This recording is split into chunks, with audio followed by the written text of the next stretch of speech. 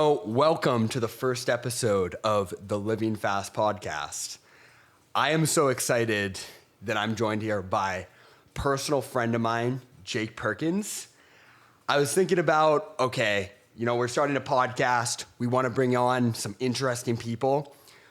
At the end of the day, I look at myself and I'm all about living fast. Like I wake up, I go.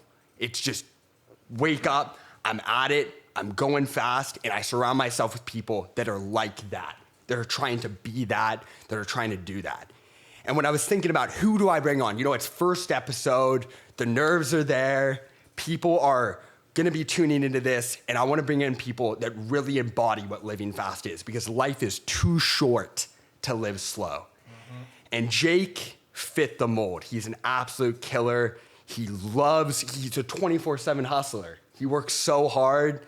I see him like day in and day out. Every time I've met this guy and had a conversation, we talk for way too long. Not in a bad way.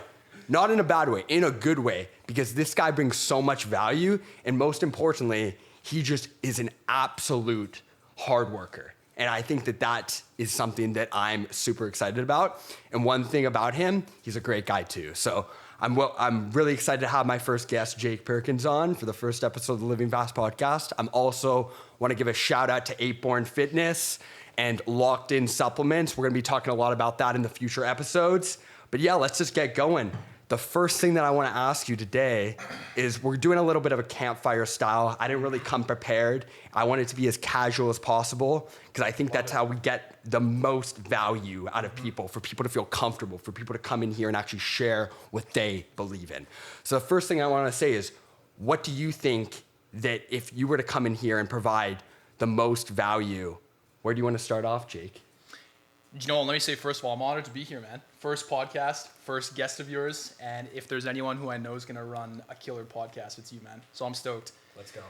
I think the most value is always in people's stories. It's everyone's story is unique. And there's always something to take from where people have come from, what they've done, choices they've made. So, I think that's the place to start, man. Hopefully there's someone I can share that people can pull from, whether it's personal stuff, relationship, business, and we'll go from there.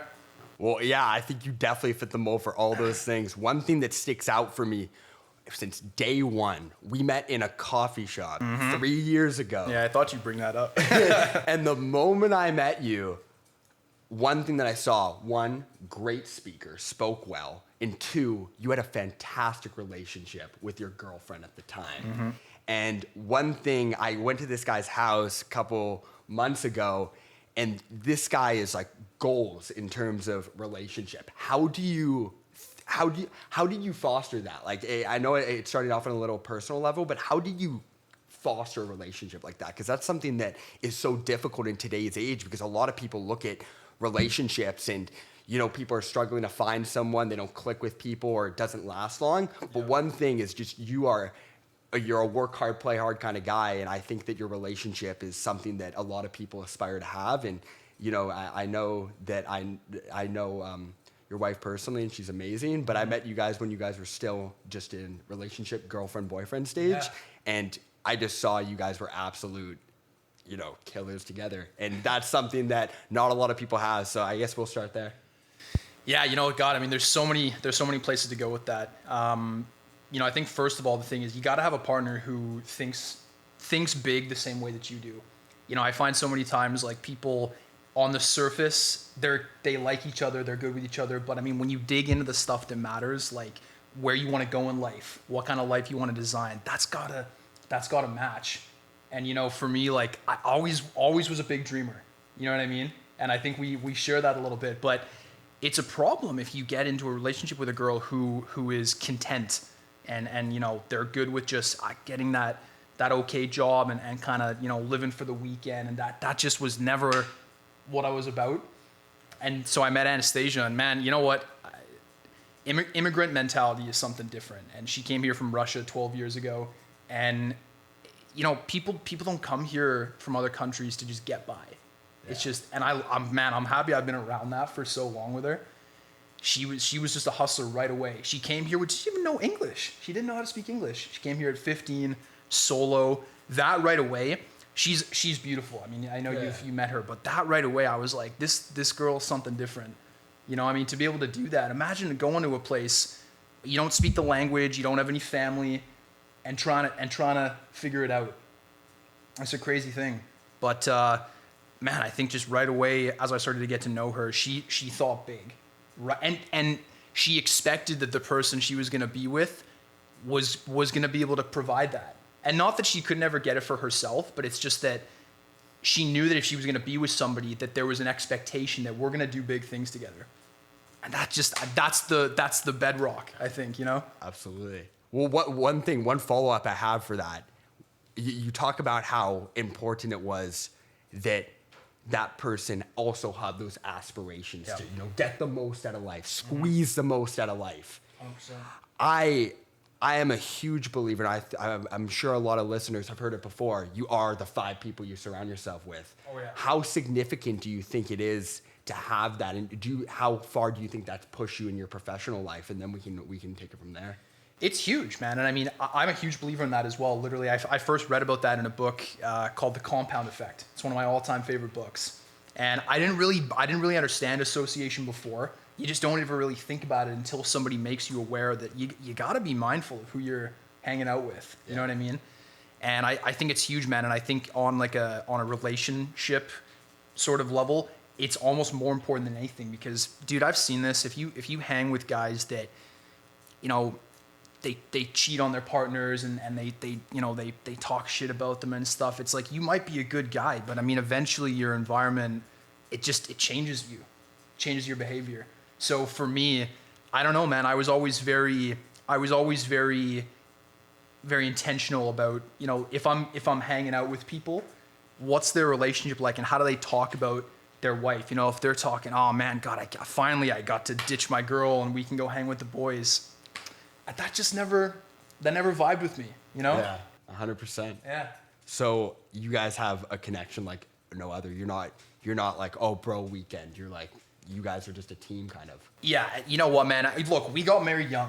We got married at 25, which, globally, like, that's not even young. Yeah. But I think for Canada and for North America and, like, for millennials and Gen Z, that's young. Yeah. You know what I mean? But, it came with a thing that this is the girl who, man, I'd spend all day with her if I could.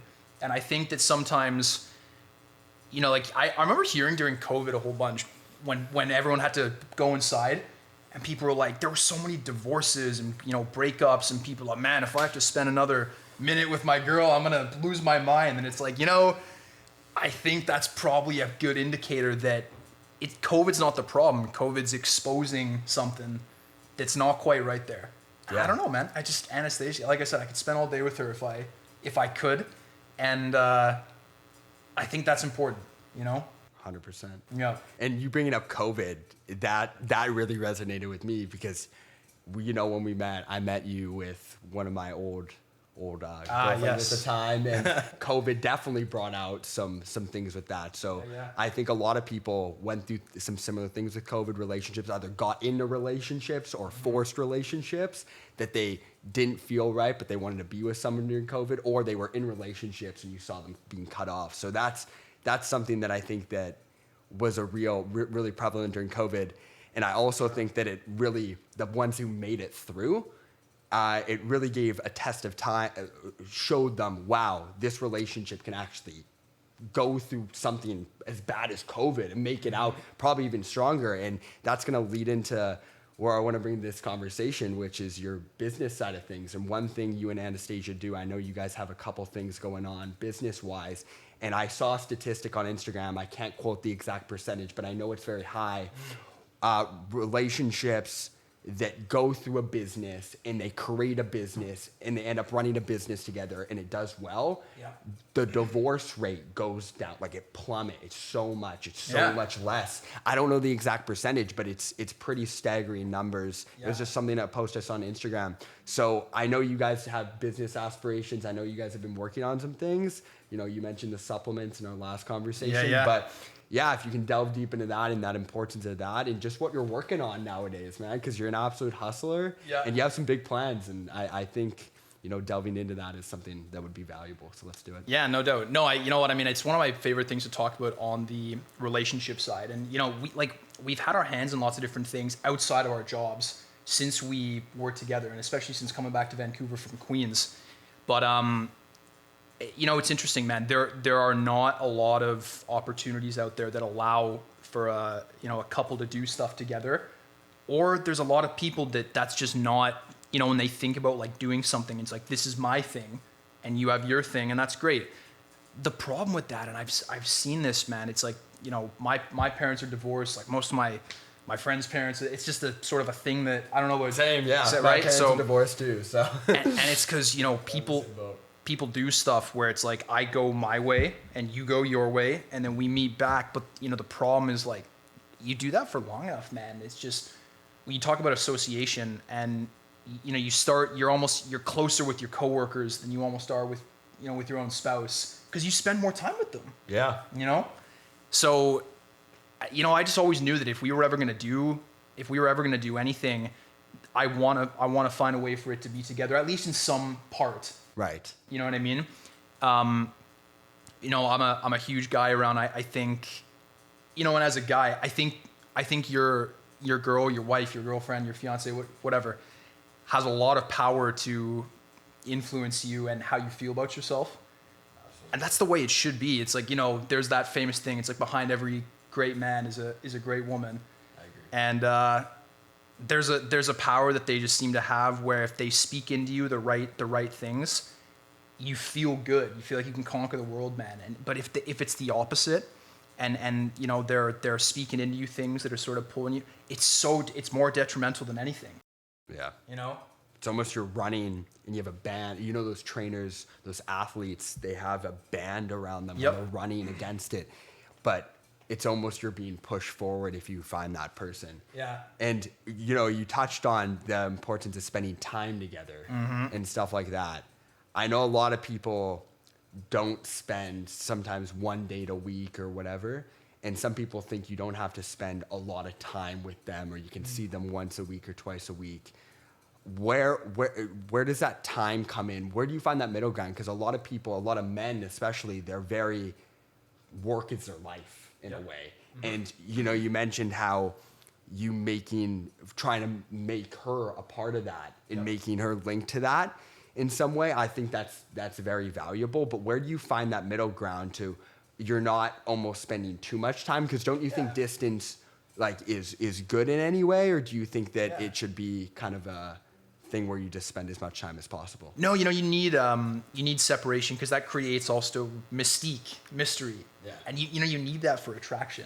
If you're just together, all the things can start to become. It's just like there's nothing surprising. There's nothing new, and that's important. So no, it's not just 24/7. But have you read a book? Have you ever heard of a book called The 5 Love Languages? Yeah, The 5 Languages of Love. Yeah. So, I read that and it rubbed off on me a lot. And one of Anastasia's is quality time. And so, I think the problem is like sometimes people are, in relationships, they don't ever really take the time to like figure their girl out. It's, you know what I mean? Like they're not intentional about that. And so, for me, I wanted to know, okay, well, I'm not going to spend all my time with her maybe, but the time I am going to spend, I want to know what does she need for that to be good time. For some people it's physical touch. That's mine. For her, it's quality time. For some people, it's words of affirmation. They need to know that their partner, is saying good things about them, right? But for her, it's quality time. So it doesn't have to be all the time, but it has to be that when I'm with her, I'm with her. I'm not on my phone. I'm not. And it's funny how you talk about how we met. I'm a very social guy. I like to say hello to people as strangers, and people look at me like I got 5 heads sometimes. But, that's something that I've gotten in trouble about before, where we're kind of on a date and I'll see something and I'll be like, oh, dude, what a great shirt, man. And she's like, hey, So the time has to be, it's got to be us time. That's it.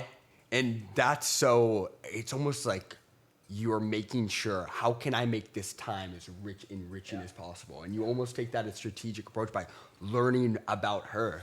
And I think that's super, super valuable.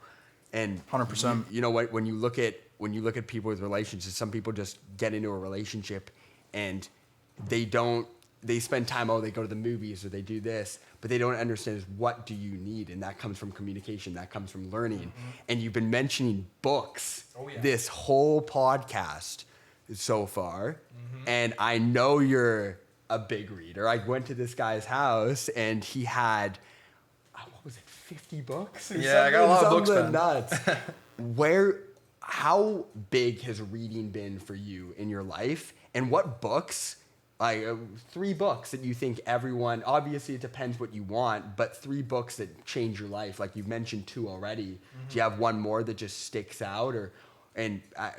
After you do that, where does reading, like how has that helped you in your personal life? And do you think it's something that is worth the time for everybody? Because it's such a hard task with the world being so stimulus, right? Yeah. There's Instagram, there's YouTube videos, but so few people now find the time to sit down and have that book in their hand and actually read it through.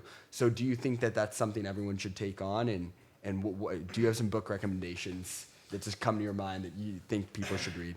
Yeah, dude, I've loved reading since I was a kid, and I'm a total nerd. I got even no problem saying that. I used to love reading sci-fi and all kinds of crazy stuff. And I'll be honest, I think doing that growing up, I do think that it changes your brain. You know what I mean? Like I think it made me more creative. You know, I could spend a whole day just blasting through a good sci-fi book. I loved nothing more than that when I was young. Obviously, more recently, it turned more into, a little more intentional about books that are going to help us move forward. So personal development books, finance books, whatever the deal is. But no, it's huge, man. I do think it's that cliche, leaders are readers, right? And it is kind of cliche, but it's true. And I think the one thing is people get into this weird thing where it's like you see posts on Instagram and stuff where it's like, I read 200 books this year. It's like, okay, great. But like, did you implement anything? Yeah. So, and it took me a bit to figure that out because I would read all this stuff and then I would feel good, but I wouldn't actually do anything with it. So I started to scale back as much as what I was reading. And I was more so like, okay, let's find the books that are really what I need right now. So one of them, as an example, would be Atomic Habits. That's one of my all-time favorite books. I've read it too. I think you could read that book 50 times and find something new in it. And I think if you apply the stuff in that book, so this is going to go on a bit of a tangent. Go ahead. That concept of building your identity, that's what it talks about in the beginning of that book, I think is literally my like compass for personal growth and who I want to become. I think people kind of complicate a lot of stuff. So, what are your not that you shouldn't know this, but it's like, what are your values and, who do I want to become and da-da-da. But for me, it's like knowing what your identity is. And then everything you do in your day is a vote for or against that identity. Wow. If I say I'm a reader and I read, it's another vote towards that identity. And the deeper that becomes, the more the habit's going to stick. You know what I mean? If I'm a runner, but I eat chips and shit all night, that's a vote against that identity. And it's, it's like enough votes rack up and it's going to tip the scales. So I don't know, man, that like visual concept got me so fired up when I was like, okay, so I can think about who I want to be in all these different areas. And then it's simply just the stuff I do every day is a vote for or against it. And you rack up enough votes and all of a sudden, whoa, how'd I become this person? You know? Yeah, absolutely. I think that's such a cool concept. It absolutely is. And I think that identity is something that's so hard for people to actually, so many people don't know who they are. And Facts. I need to ask you, like, you're somebody from day one, you seemed very grounded, very set. Has there ever been a moment, like, were you born like that? Were you born, I know who Jake Perkins is. I know what I want. Like, you knew it. you knew what you wanted, you were very clear on it, and then the books kind of helped with that? Or did you start off, I don't even know who I am, and you kind of built this up through books, through life experience? And what did it for you? Because I think a lot of people don't have an identity because we're filled with a Instagram, right? So many different opinions.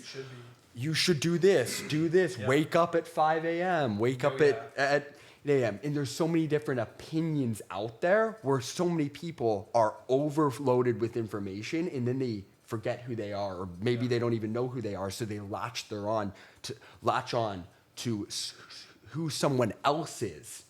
And then they try to do that, but deep down, it's almost an imposter syndrome. Have you had any of the same, or have you always known who you are? No, man. I mean, I think that's a loaded question, but no, but it's it's a good question. But like, no, man, I'm always trying to figure out who I am. It's always evolving a little bit, but I think there's certain things that sort of, like you said, ground you. But no, dude, like when I was young, like I was always fine, kind of doing my own thing. I didn't really care. Like I remember I would come home, my mom would be like, what'd you do at lunch today? It was like grade 1 and 2 and 3. And so, I just, I kind of sat alone and did my thing. And she was actually worried. She was like, shit, my kid's like, not making friends. But it's because I didn't actually really care much about what other kids were doing. That started to change, but then I think sometimes the social pressure starts to catch up, and you go from having your own thoughts to like you start feeling influenced by. And so I remember, I grew up, I played very high level tennis, and that almost wasn't even my choice in who I was. That was pushed on me by my dad. I'm happy he did it. It teaches you a lot, but it's like, I took a step back at one point, kind of coming into like the end of grade 11, and I was like, I don't really even know if this is what I'm about. And so I stopped playing, and, I started trying to figure out who I was. And, the truth is, man, like I got in, I started hanging around with some guys that I probably shouldn't have been. I started doing stuff I shouldn't have been doing. I got suspended from school, drug-related stuff. And I don't know, man, all this stuff started happening, and it's because I didn't know who I was. So, and then university, that's a whole other like social sort of environment where like it really exposes that. If you don't know who you are, man, it's like a weird experience. It's a weird place to be. It's like, do I like, frat parties? Do I like sipping wine in the library? And I don't know. It's like, I always think of 21 or 22 Jump Street. I don't know if you, these two, he's at the frat party and he's at the library with the art people. But I don't know, man, that's kind of what university was like a bit for me, was sort of figuring out like, what do I even like without all the kind of social pressure? What do I actually like, and what am I about? And I don't know, man, it took me a while, but I'm still figuring it out, I think. Damn. You know what?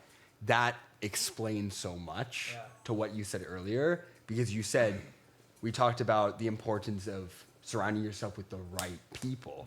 And you gave the example of your wife and how that has had such a positive influence on you.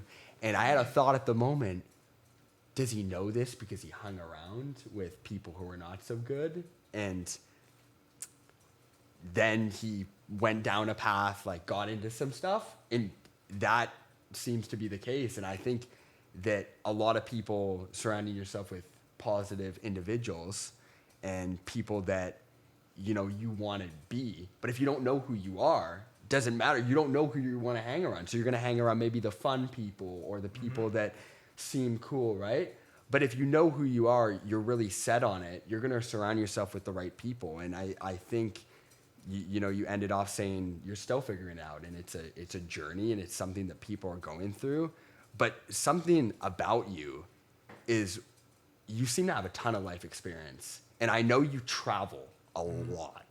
You're a big traveler. Every time I text him, hey, we should meet up for coffee, I'm traveling, I'm somewhere else. Yeah.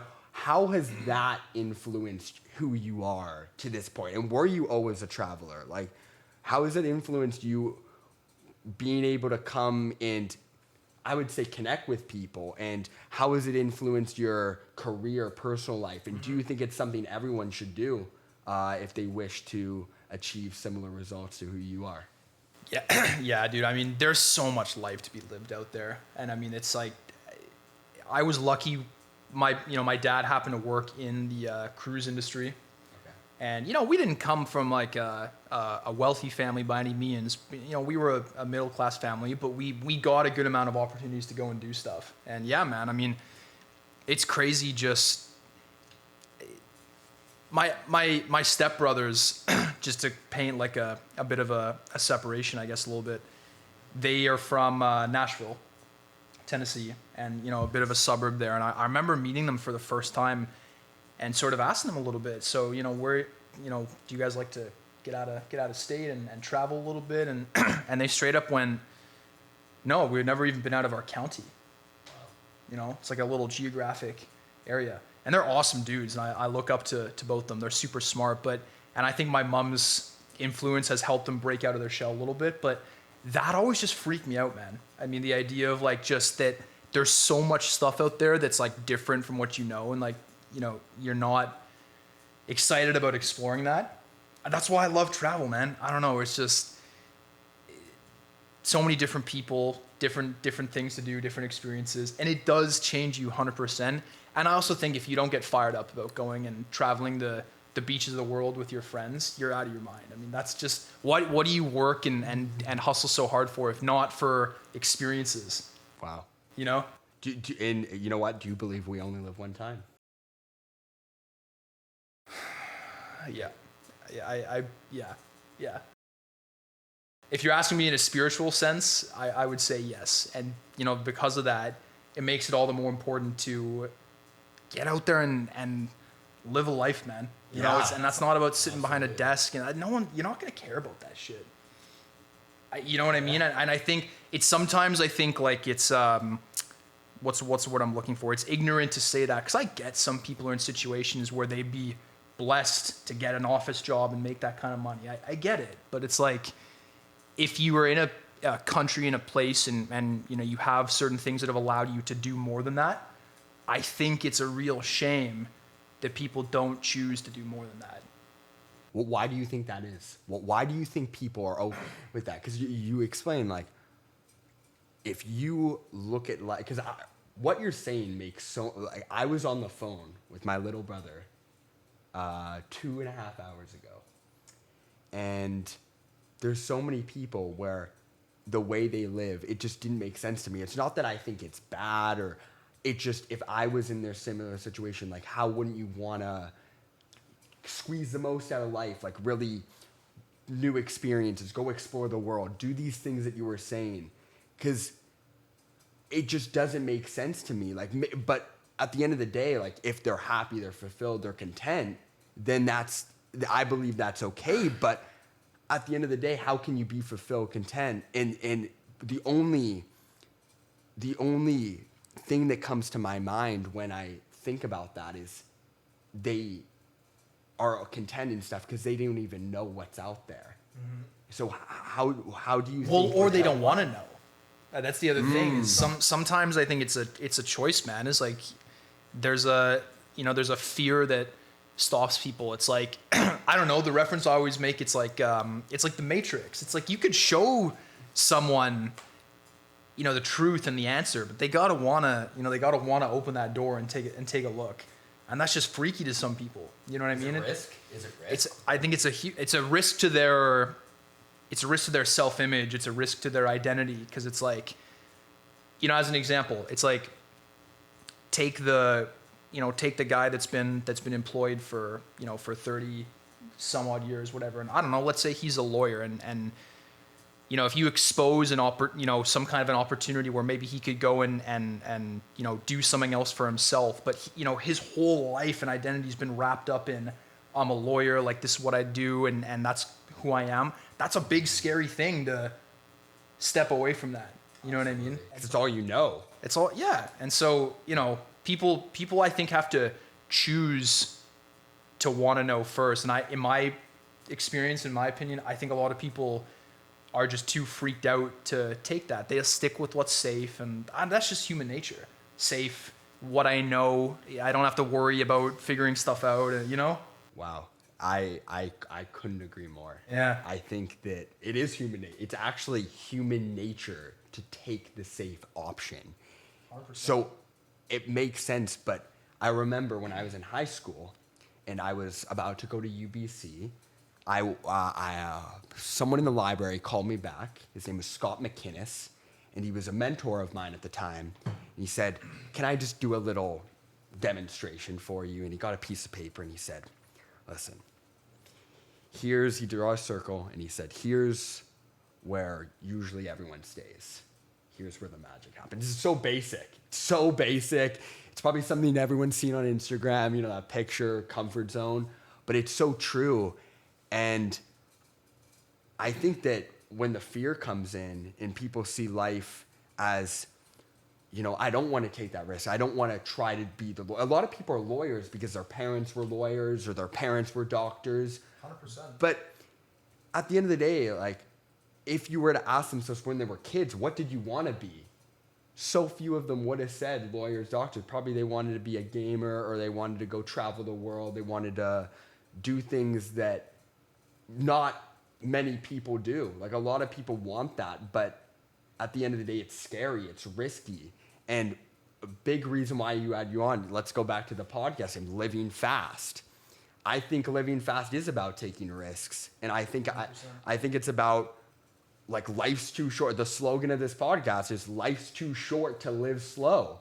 And that's about taking risks, throwing yourself into things when you're not ready, when you're not 100% ready, when there is uncertainty, when you haven't been to those places. And say you want to go to the Bahamas, you've never been there. You don't know what's going to happen.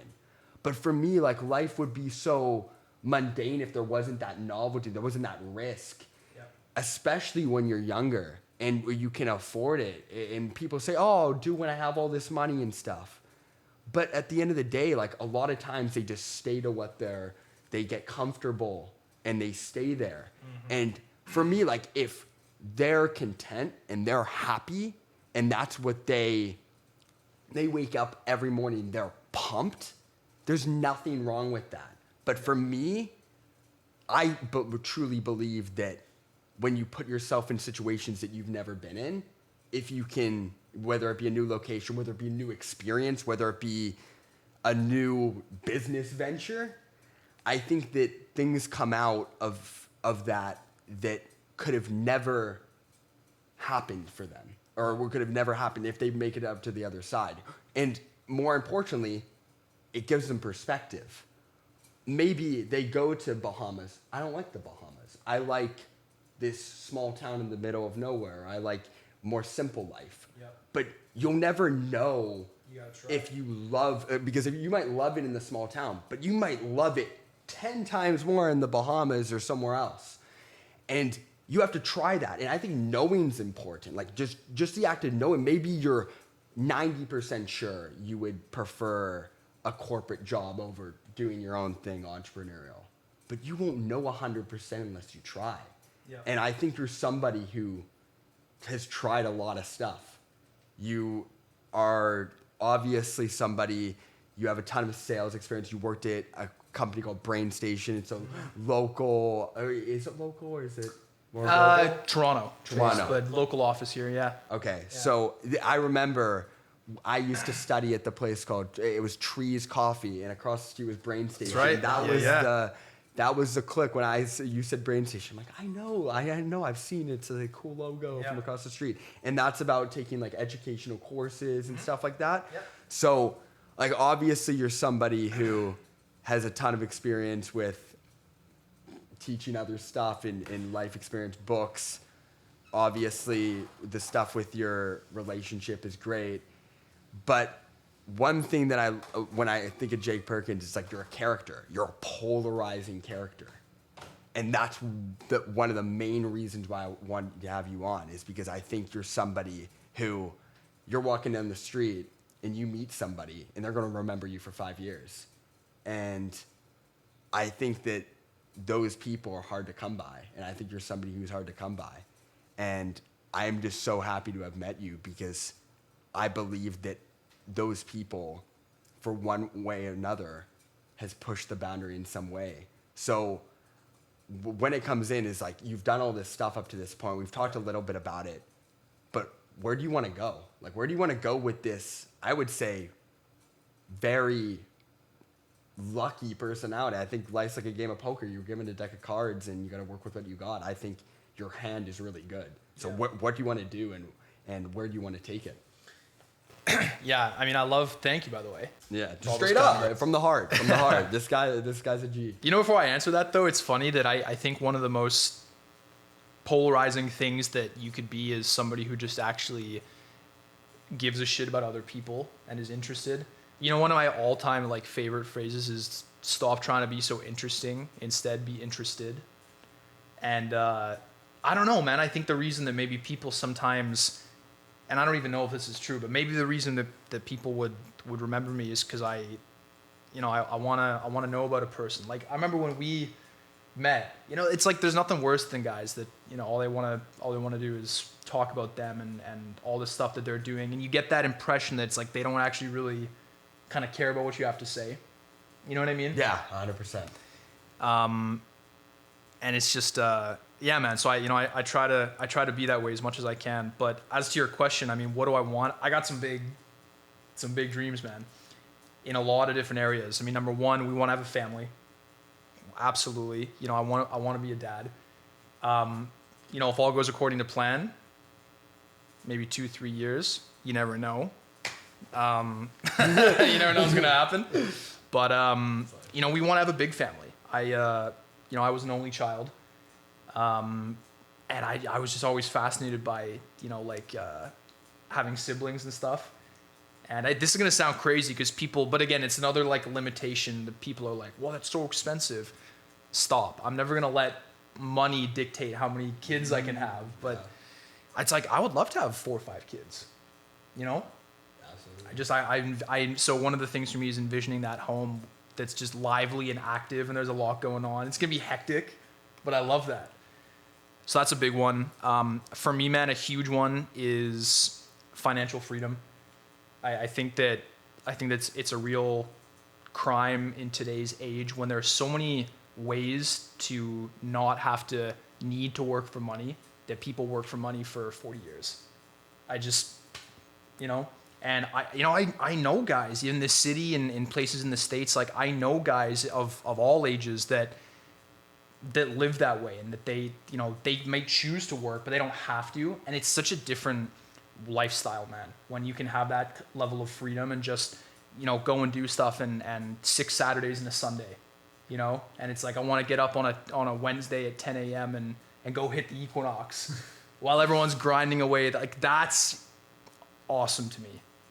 Right. So that's a huge one as far as financial goals go. You know, a lot of physical goals too, man. I want to compete in boxing 100%. I don't maybe have the bandwidth to pursue that as I would want right now, but there will come a time where I will do that, without a doubt. You say that with almost your eye contact. Yeah. When you said that, I believe it. Yeah. I believe it. And the most important thing is like your eye contact totally changed. Like, I'm going to do it. Yeah. Some people, they're unsure. Oh, I want to do this. You're like, I'm going to. 100%. And I know you're super into boxing UFC. I remember we had a long conversation. You were about if Jake Paul was going to win the fight, and you actually broke it down for me. Yeah. And who was that one against? Silva, and you were right. You were right. Remember, you said Jake was going to win, and he won.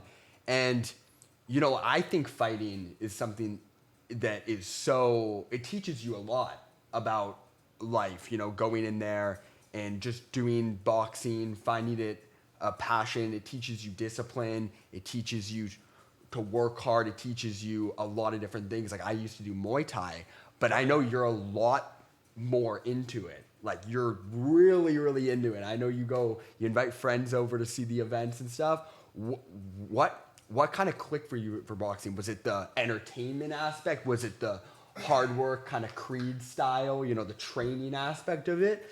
What is it that gives you this drive to be like, this is something I'm going to do? Because your eye contact was just different on that. Yeah, man. You know what's funny? The reason it started is because I stopped playing tennis. Like I said, I got in a bit of trouble and, you know, things I shouldn't have been doing. And I was like, I need a way to I need a thing to channel my energy into again. I think if you're born with that gene, that competitiveness, you always need something to be applying it to. And when you don't have that thing, I think that's sometimes when people start to get in a little bit of trouble. It's because like you're doing stuff now that's like just not productive. It's not moving you forward.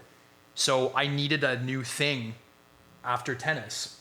It's been 10, 12 years of like, 4 hours a day, 6, 7 days a week of tennis. Crazy. You just take that away. It's like there's a void, So I was like, okay, I want to try boxing, and I tried it, and I remember my one big thing. So this is the funniest thing. So I started going to a gym called Sugar Ray's. It's on Third and Burrard here in Vancouver. Sugar Ray. And I remember going in, meeting the owner of the gym, Bob. If ever there was a bloody textbook boxing gym owner, it was Bob. He was like this short guy, bald, British, thick. He had no neck.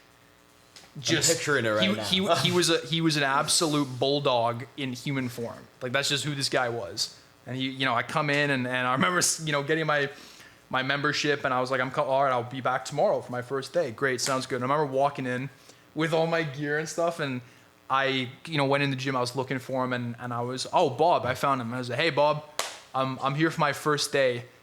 And he was like, okay, so what, you want a kiss or a pat on the back or something?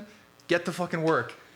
And I was like, whoa, okay. It's hard. I know. It's hard from day one. I understand where I'm at now. And he'd walk around the gym with like a cricket paddle. And, if you were hitting the bag and you were dropping your hands, he'd smack you with the cricket paddle. Wow. Like, yeah, he was hardcore, man. So beat the shit out of you. So, yeah, but the reason, so I started doing this as a way, okay, we'll see if I like this. And then I remember seeing guys sparring.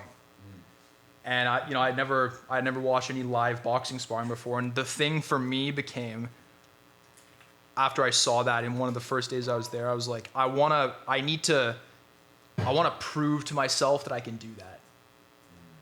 That was real. And so my whole thing for the next 6-8 months, from knowing nothing about how to, throw a punch, how to move, became, I want to learn enough to get good enough so that I can start sparring and prove that I can do that. Because it's, I don't know, man. It's like, maybe for some people it's no big deal. It's like they'll go to the bar and just, scrap. And, yeah. Okay, cool. Like, you're a bit of a psychopath if that's you. But there's guys like that, Oh, yeah. But I think for a lot of us and a lot of other people, it's like, man, the idea of like, scrapping with someone, it's a big thing. Like, it's intense. Yeah. So I was like, sometimes. Yeah, man. So I was like, I wanna know that I can like face that though. So yeah, man, that was my whole thing. I remember like the day that we like arranged that we were gonna get a spar in. It was like my first spar, and I was like so nervous, man. I was like, it was on a Saturday, and I was like nervous the whole morning, and I was like, I couldn't really eat much, and that was the whole point, was to do that. And I think as a guy, you need something like that. It doesn't have to be fighting, but I think you need a thing that's like, it's a little bit scary, but that it's like, I'm doing this almost for no other reason other than like to show myself I can. Yeah, to face that. That's how you feel good about yourself, man. How much confidence did that give you? Like, were you like confidence-wise just a new person after that? Oh, it's one of the greatest feelings ever after that, when I like took the gear off and I was like, fuck yeah, I did it. It was one spar. Like, it's not so, guys. But how long did that take to train for?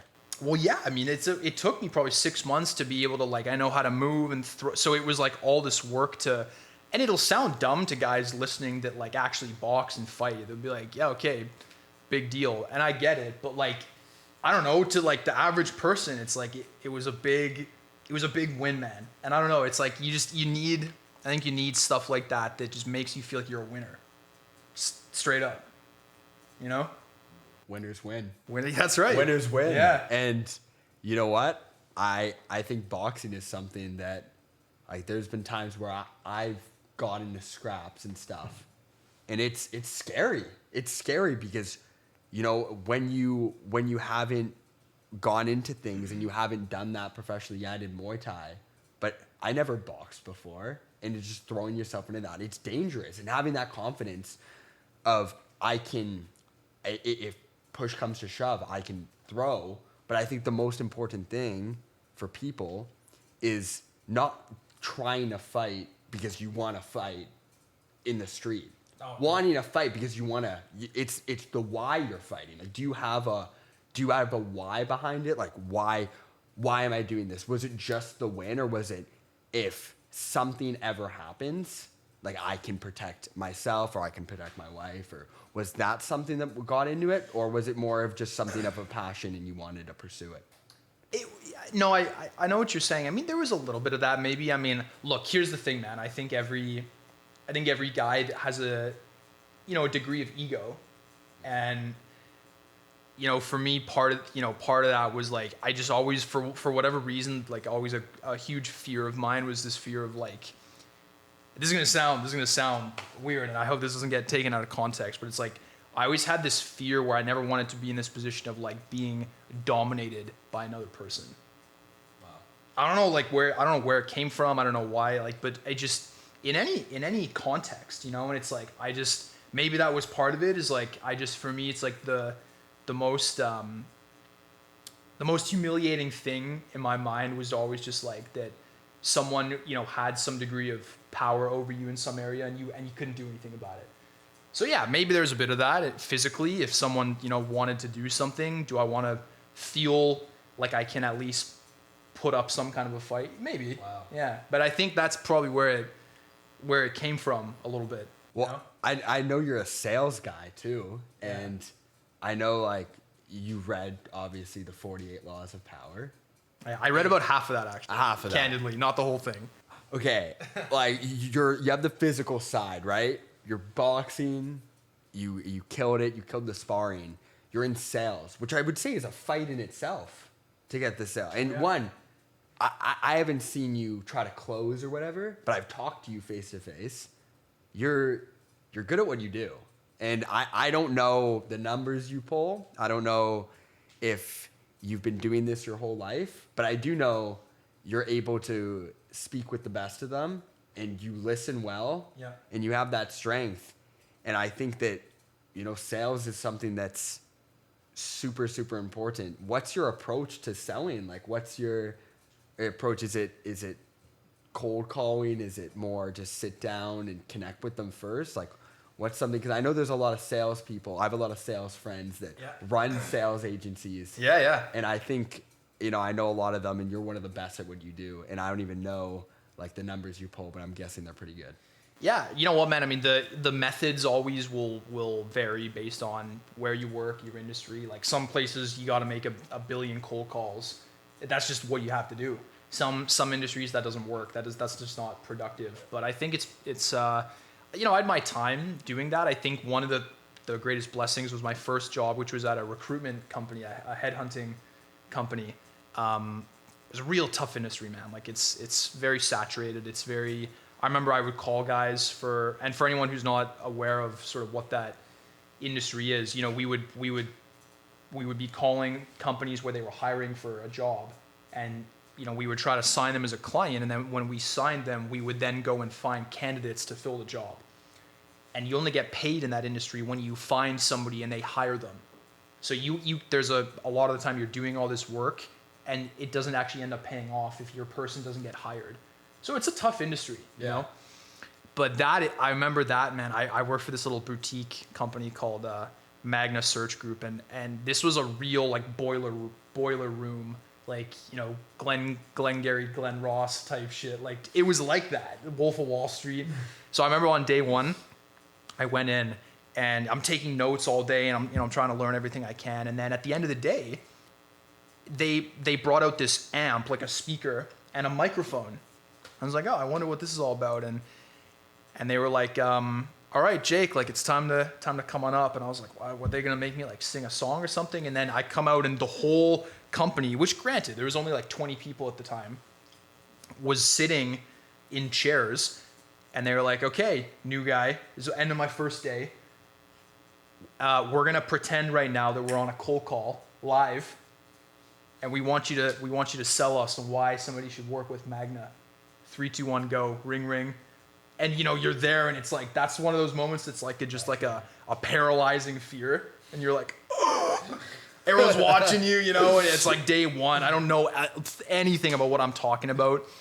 But that's the kind of place it was. And ultimately, all they wanted to see was, are you the kind of person that will try? No one cared what you sounded like. There's no expectation you're going to know even what you're saying on day one. But it's like, are you going to freeze and freak out? Or are you going to try to spit something out and do something? What happened? Well, I got through it, man. And everyone's clapping and everything. So I got through it. But that was then a place where I learned sort of like the start of my sales career was there. And it's like, I sat in front of the CEO for 4 months, and everything I did, he listened to. And it was, I would go to work, I'd have knots in my stomach, I'd be so nervous. Just because, again, it's like, dude, I was like 23, and it's like, the CEO and everything you're doing is being scrutinized. And, those were 50 cold calls, 60 cold calls a day kind of thing. Wow. But for people that are in sales, I think you sometimes need that first experience to thicken your skin a little bit. Wow.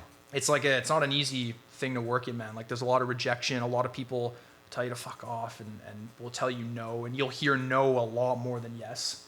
Like, a lot more. Yeah. But, if you can learn to, I think, just be cool with that and not let it, like, get to you personally, then you got a future in sales perhaps. But if that destroys you, it doesn't matter how good you are, how well you communicate, that's gonna destroy you. So it's the fear of rejection that you have to get over.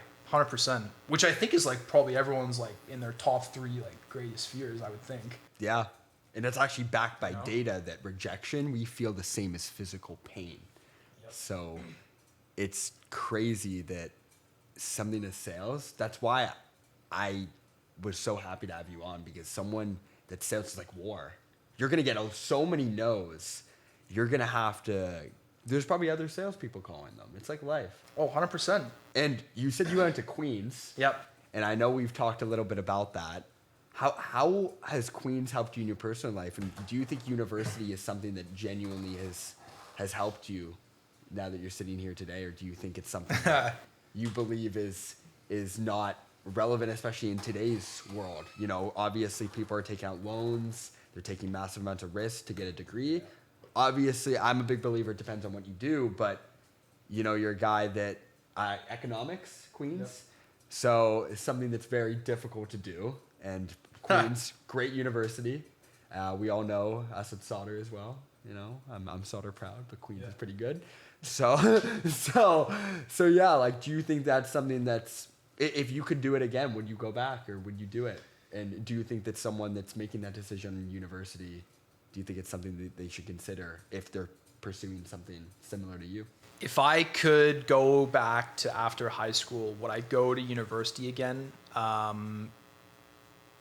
I think no. And, man, I think people that want to be doctors and lawyers, and there's a type of education you need. Fair play.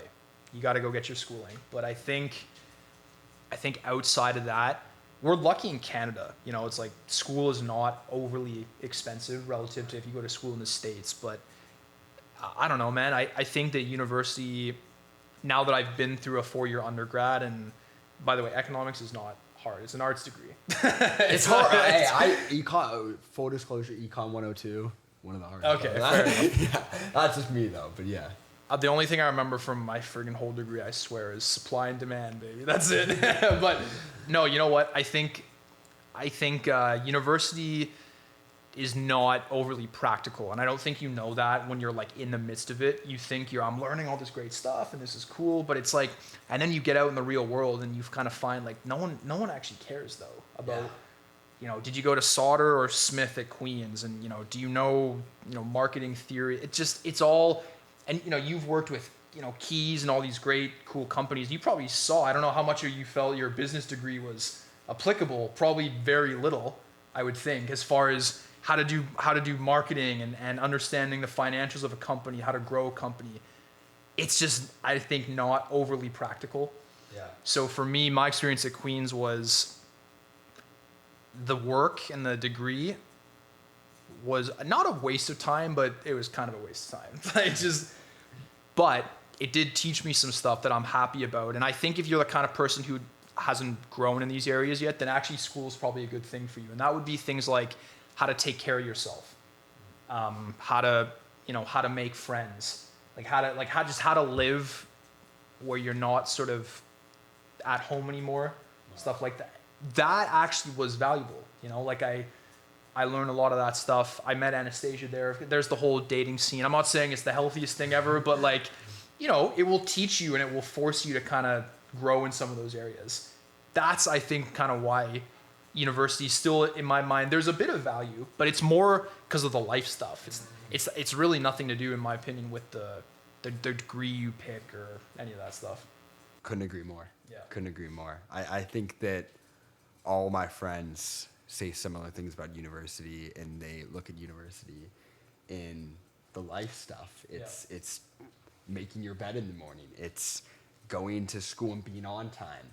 It's showing people that you can show up for 4 years and do things, complete a set of tasks that are pretty well, enough to pass, on time. Yep. And do that for 4 years consistently. And I think when I say those things, I think those are important skills, but a lot of that is you're being a worker, like completing tasks, X, Y, and Z. And I know that's life, like you have to do that. But through experience in my own life, the degree's been helpful, but like you said, it's been not in the degree I chose. It just taught me how to work hard. Yep. It taught me how to work hard. It taught me how to stay consistent with something, check my notifications consistent enough. Yep. But which is I think if you get nothing else from school but that's actually a great win, But then I sit there, time is the most important asset. This time, we're sitting here today, you're giving me your best asset right now, your time. You're giving these people your time. That's the number one thing, I believe. This is my opinion. You can't get time back. And do you really need to take 4 years to learn that? But some people do. Some people might do, or they don't know. They might never learn that if they don't do it. It kind of forces you to learn in a way. Well, then there's the stuff that we go back to, your association, your influence is some people's whole life revolved around getting into university. And so obviously if you grow up in a family like that, that's just what you know, which I'm not saying it's right, but that's just sometimes how you can't fault a person for if that's just how they grew up and that was always the thing. Yeah. You're not going to think anything else. The parents were in there. You gotta go to university. Yeah. Or you're going to fail. I think one other thing too about school is it also allows you to just kind of fuck some shit up. Figure it out. Do dumb stuff and then learn that you can't do it. Or that there's consequences to stuff. I don't know. It's you have any stories? Yeah, well, yeah. I mean, I'm thinking of some. It's you have a degree of freedom, and it's that typically, people will start doing things that they maybe didn't do before. And yeah, man, for me, I remember one of those ones was I won't get too much into detail, but doing certain kinds of drugs even, and just learning that as fun as that was, maybe I had some periods that were just really I wish I hadn't done that, and it messed me up candidly a little bit. When I met Anastasia around that time, that actually was a pretty crazy time for me. My emotions were all over the place, and a lot of that was actually because of. But how else are you going to know that that's not who I want to be and what I want to do without doing it? Yeah. It goes back to what we said earlier. Yeah. You got to try shit. I don't think you should just be vanilla and just all safe for. Well, yeah, right. It's you gotta you gotta touch the dark a little bit to be okay, no, maybe I don't want to do that actually. Yeah. I think. And was there? Do you think you got to just try that once? Do you think you have to have an experience that goes bad and you're no? Because some people, they'll do it once and they're this is not for me. I smoked weed one time, not for me. Yeah.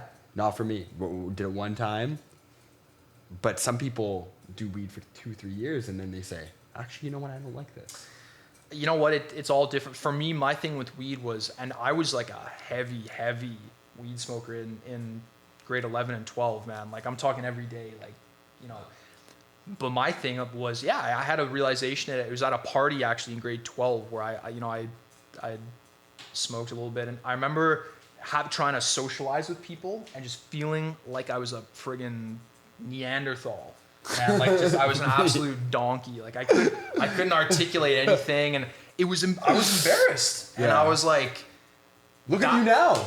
Well, but you know what? That was enough for me, literally, to be like, and that maybe goes back to like that feeling of being like kind of like overpowered by someone. Right. That's what I felt, and I was like, yeah, I never want to be in a position again where I feel that. Wow. And so I don't know, that was my thing, and I never really had much of a desire to smoke weed after that. I smoked maybe literally like a handful of times only in university. Since then, 1 or 2, but I'd say over the last like 7 years, I probably smoked weed like 5 times. Wow. That's crazy. And I don't know. I just don't want to anymore, you know? That's, you know what? I think that when you look at how you went from that feeling of, I don't want to feel this way again. Yeah. You don't want to feel that you can't, you're talking to someone, or you're talking to a girl, or you're talking to your friend, and you can't form a sentence, they seem way smarter than you. And they're judging because they see your eyes, and you. you feel small, and that was just the worst. That was the worst feeling ever, man. It's just, that was it. Damn. Well, you know what? I think a lot of people out there are struggling with those issues, and some people just need to throw themselves in it and kind of find that moment. I think it's a moment where it's, I don't want to do this again. Yeah. Some people never find it. Some people find it on the first go.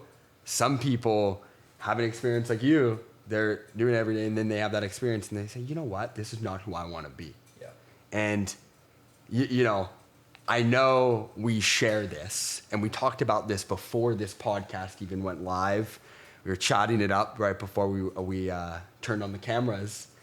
And one thing that I hold very close to my heart is being an all-in player.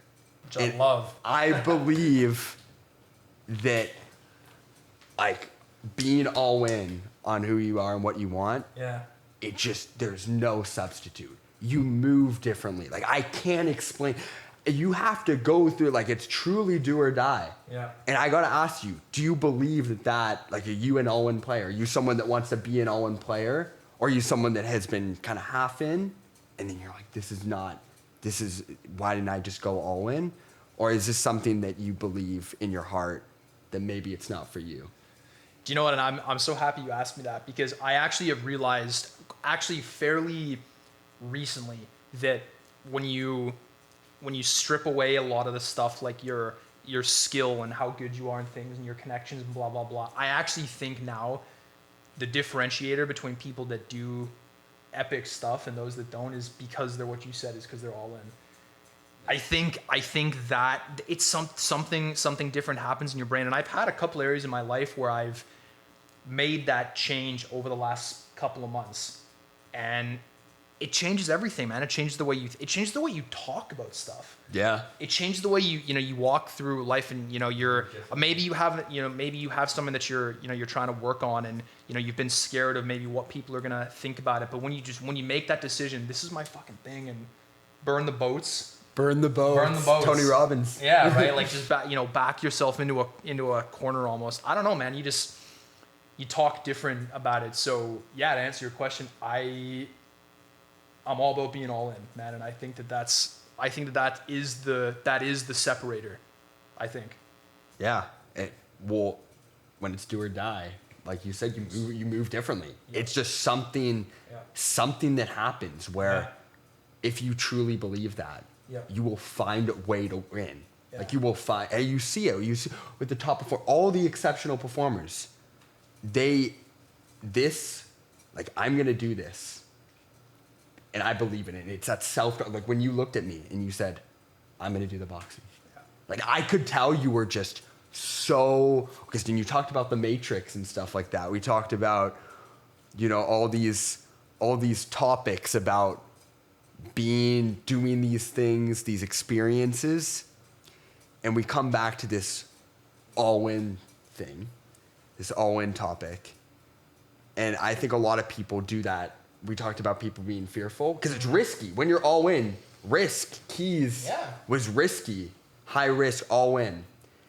And I think when things don't work out, you get to a point where I never want to do this again. Because if it's truly all in, you're devastated. Mm-hmm. But you probably made it farther. You know what that thing, shoot for the stars, or shoot for the moon, you'll land on the stars, or whatever. If you're really all in, like if you fail, at least you know you were really all in. Like you gave it your best shot. Mm-hmm. But it's so hard to get to that point. Like it's so hard to get there. You know, there's a phrase about that always comes to my mind now that's like just having skin in the game. And it's like, yeah, it's hard to get to that point because like you kind of put yourself on the line a little bit. Like you open yourself up to, you know, scrutiny and you know, judgment and stuff like that. And that just, it goes back to what we were saying earlier. That's a freaky thing for people. Yeah. But you can't be all in on something without that and without like attaching yourself to, you know, the thing. And if people think the thing is weird, they're probably going to think that you're weird also. But that's just sort of, I don't know if that made any sense, but like, I don't know. That's just part of it. And so it's a hard thing to like make that decision. I'm putting myself on the line. Yeah. Right. And some people, it comes down to confidence. Yep. It comes down to you are. And, you know, I'm a big believer in manifestation. And I think if you're truly all in, like, I'm going to do this. I need to do this.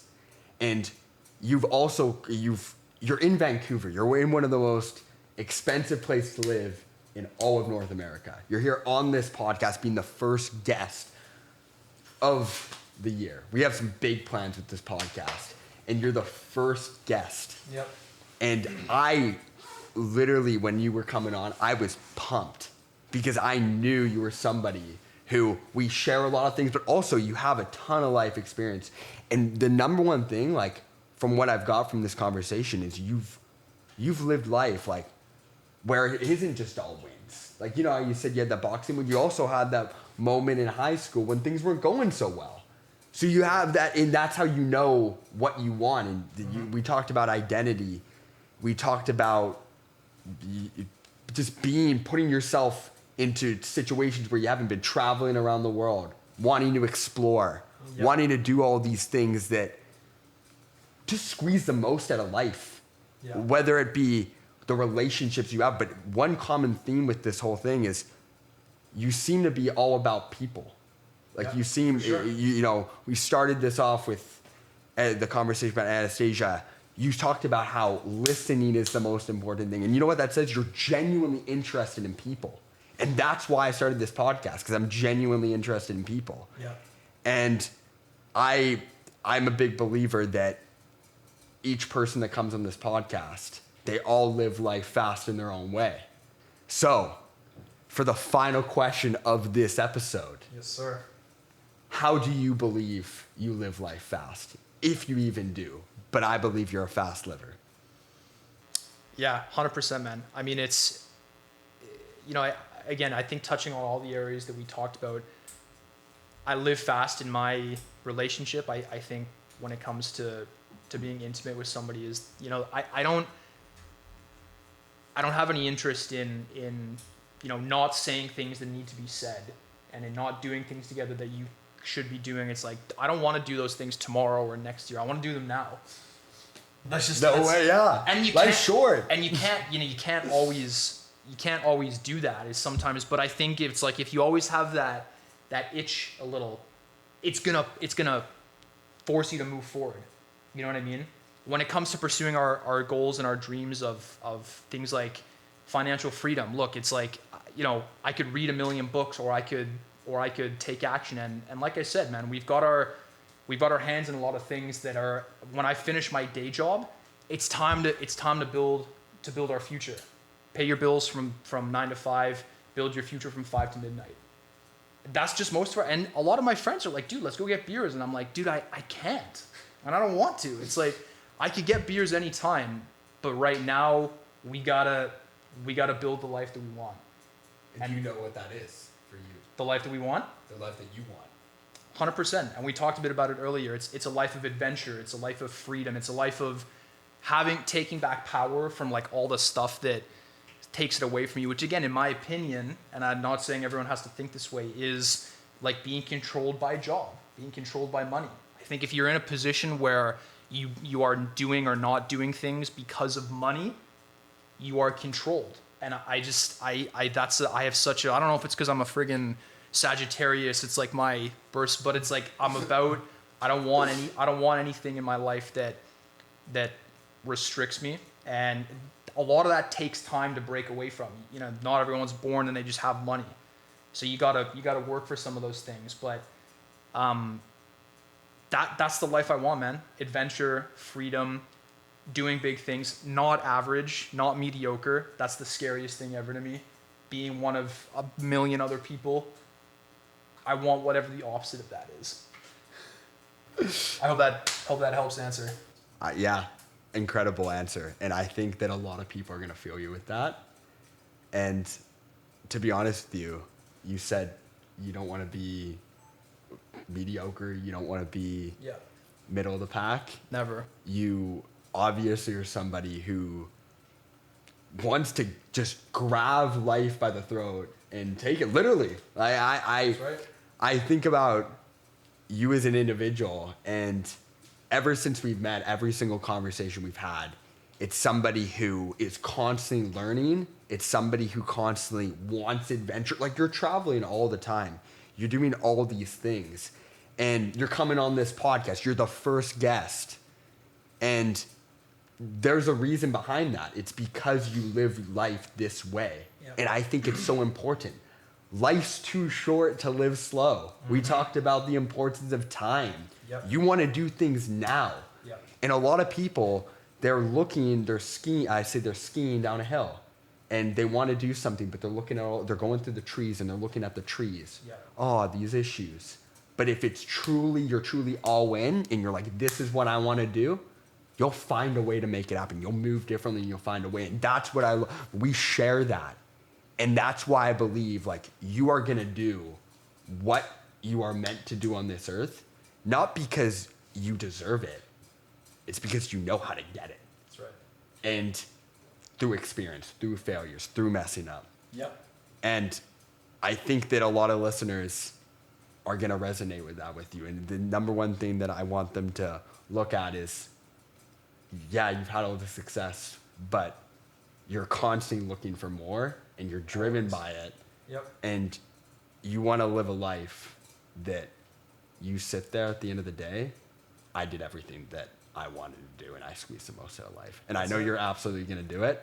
And that's why we're going to have to have you on another episode. But I wanted to finish off and say thank you to you for coming on for this episode. It's my honor, man. That was a blast. Give you a kind of last little push. If you guys want to find this person, you got to tell people where to find you. LinkedIn, Instagram. I don't know if you're big on social. Where can they find you if they want to reach out for some more value? Yeah, you know what? Funny enough, I'm not huge on a lot of social except for LinkedIn. Okay. So you can find me there. I'm sure that we'll have the ability to link some stuff. Yeah, we'll drop some links. But other than that, I hope that the next time that I come on here, that there will be other places you can find me because of the things that we are building right now. So we'll save that for the next one. Yeah, for sure. Yes. We both have some big plans, so we didn't really get into them, but that's it for another episode. Jake Perkins, Living Fast Podcast.